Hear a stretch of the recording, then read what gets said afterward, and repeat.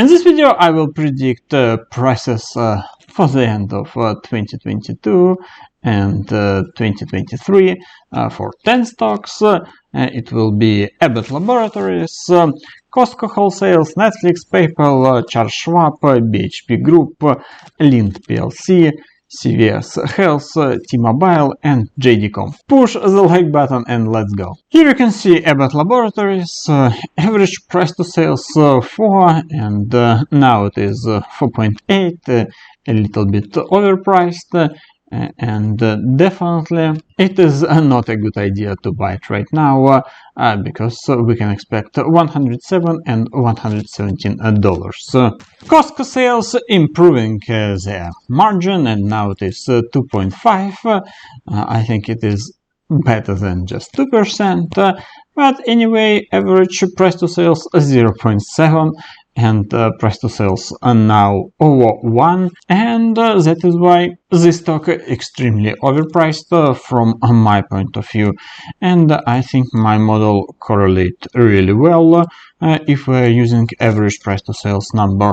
And again, it is not a good idea because you will lose money. We can see that my model actually work in Netflix, and this green line correlate with the price, and it is awesome.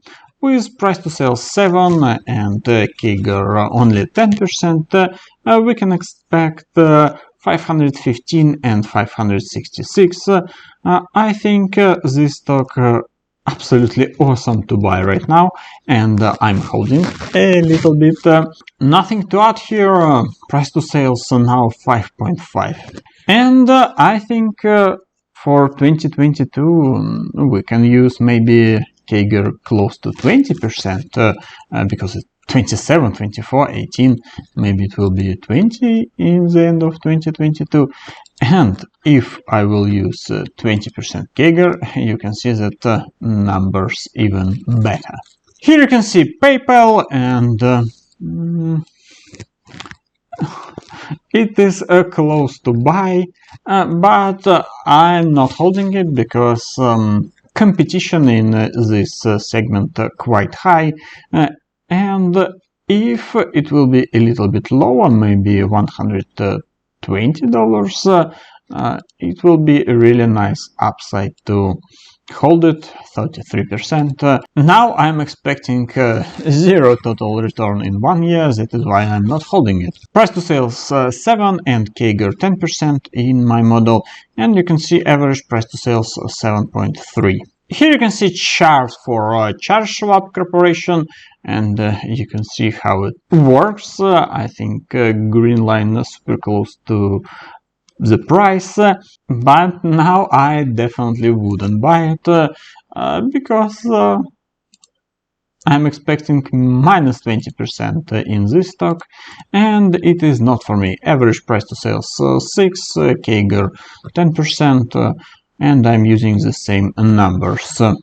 I think I will pass BHP because analysts expect drawdown in revenue, and I really don't want to participate in companies with a lowering amount of income. Linde PLC with ticker LIN, chemical specialty, low margin, close to 9% only. It is not super interesting, but anyway, you can see that it is working a little bit. And now we have a commodity super cycle. That is why price to sales now 5, and that is why our prediction not really good, minus 30%. I don't think that it is a good idea to buy this company right now. And even if I use price to sales 4, you can see that something not really good in 2014 to 2018, and it is not really good. And even with price to sales 4, it is minus 18%.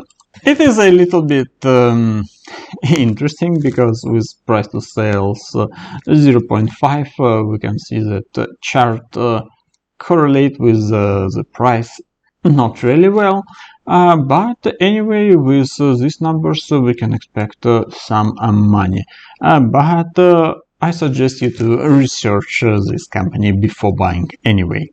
And I think the main problem in revenue growth, because you can see 6%, 4%, and only in 2019 it was 31. I think real CAGR maybe 5%. And with CAGR 5%, we can see 113 and 118. From my point of view, T-Mobile can fall a little bit more. Average price to sales 1.37, now it is 1.7, and CAGR close to 0. I'm using 5%, and it is 87 and 91 respectively. It is not super easy with JD.com because we have VIE problem and China government problem, but definitely it is interesting. Average price to sales close to 1, CAGR 30%, it is awesome. Now price to sales lower than 0.7, and it is awesome.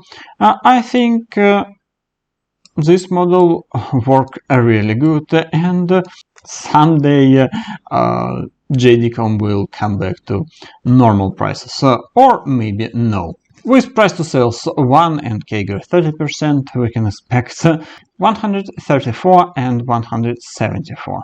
It was a quick research for 9 stocks, and I think Netflix is okay because we can expect plus 33% from prices right now, and JD.com, but you have to choose to buy JD.com or not, and the same numbers you can see with Alibaba. It is even higher because Xi Jinping doesn't like Alibaba.